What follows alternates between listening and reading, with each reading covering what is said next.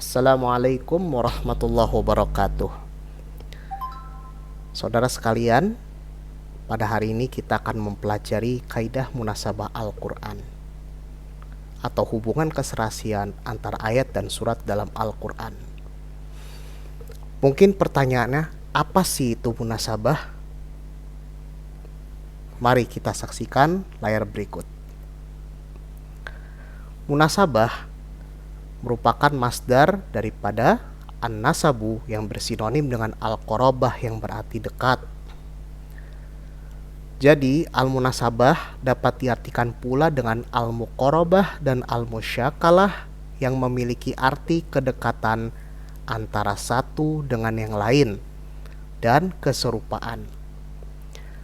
Jadi munasabah berarti mencari hubungan baik sebab akibat, persamaan, perbedaan, dan hubungan lainnya agar dapat menemukan kedekatan antara keduanya.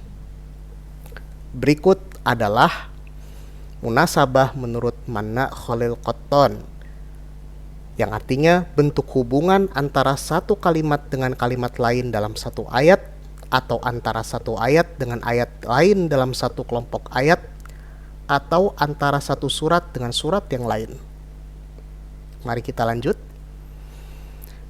Apa saja sih contohnya? Di sini ada 5 item. Baik, kita langsung yang pertama. Munasabah antar kalimat dalam Al-Quran. Sebagaimana contoh dalam surat Al-Baqarah ayat 195. Wa anfiqu fi sabilillahi wa la tulqu bi aydikum ila tahlukati wa ahsinu. Innallaha yuhibbul muhsinin. Yang artinya sebagaimana berikut. Jika kita melihat ayat tersebut, terdapat pertanyaan, apa sih keterkaitan antara perintah infak dan larangan membinasakan diri?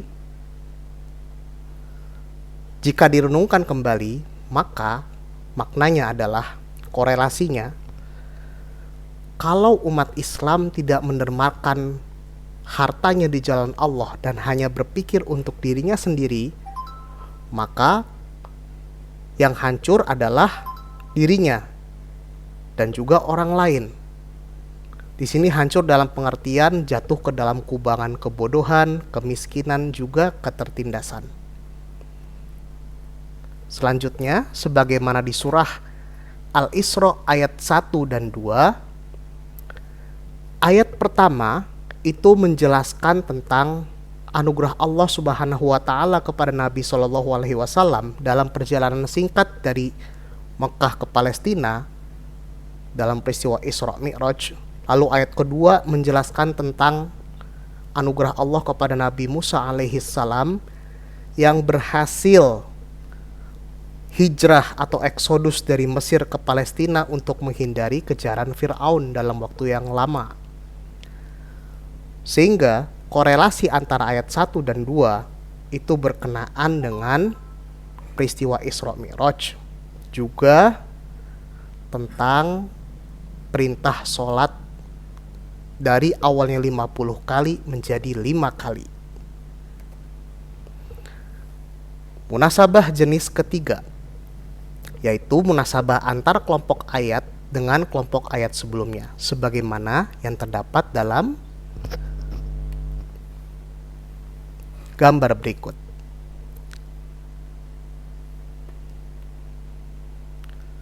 Lanjut.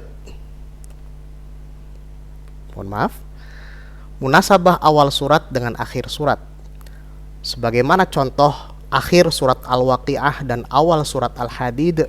Fasabbih bismi rabbikal azim. Sabbaha lillahi ma fis samawati wal ard wa huwal azizul hakim. Nah, kedua ayat ini terdapat keserasian bunyi. Yang pertama, fasabbih, perintah bertasbih. Yang kedua, sabbahalillah, yang merupakan pernyataan akan bertasbihnya segala makhluk yang ada di langit dan bumi kepada Allah Subhanahu wa taala. Kemudian munasabah antara satu surat dengan surat lainnya, sebagaimana contoh dalam gambar berikut.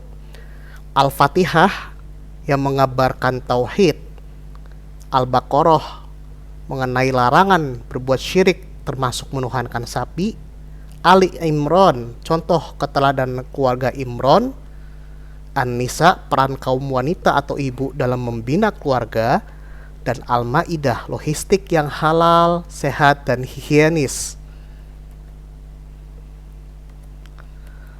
Nah, kemudian bentuk munasabah.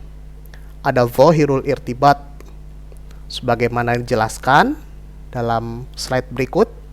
Contoh kasus, kita bisa melihat ke surat Al-Ma'un ayat 4-8. Itu zahirul irtibat, atau mencari keterikatan antara satu ayat dengan ayat lain. Kemudian khafiyul irtibat, yang mana hubungan antar kalimat atau ayat tidak nampak, bisa saja berdiri sendiri dan tidak ada keterkaitan dengan kalimat atau ayat sebelumnya. Hal ini terbagi menjadi dua.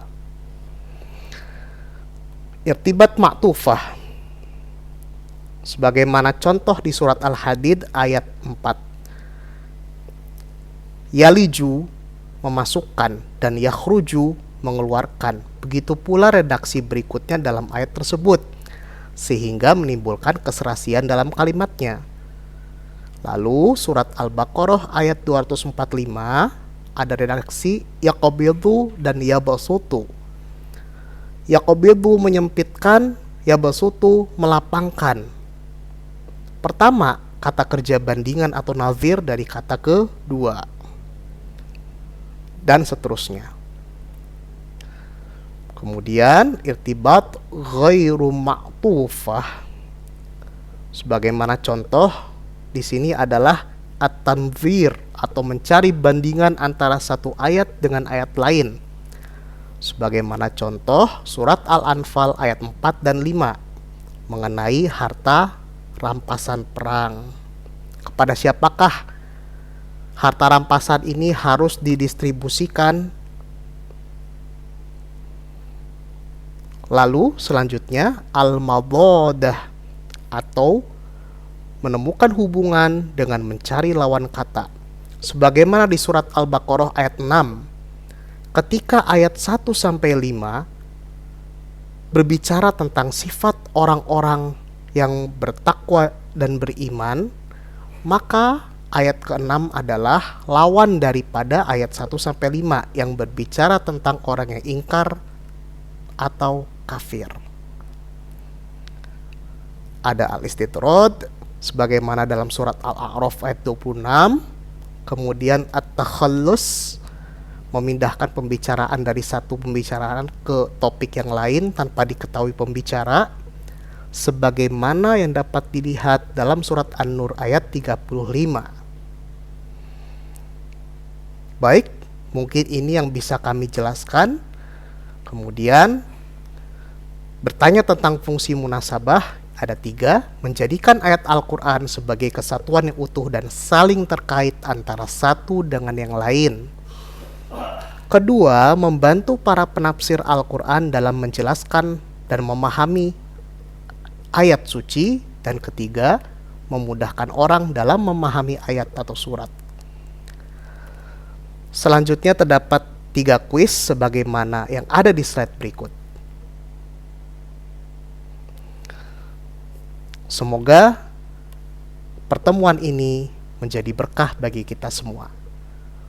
Dan semoga kita diberikan syafaat oleh Allah Subhanahu wa ta'ala.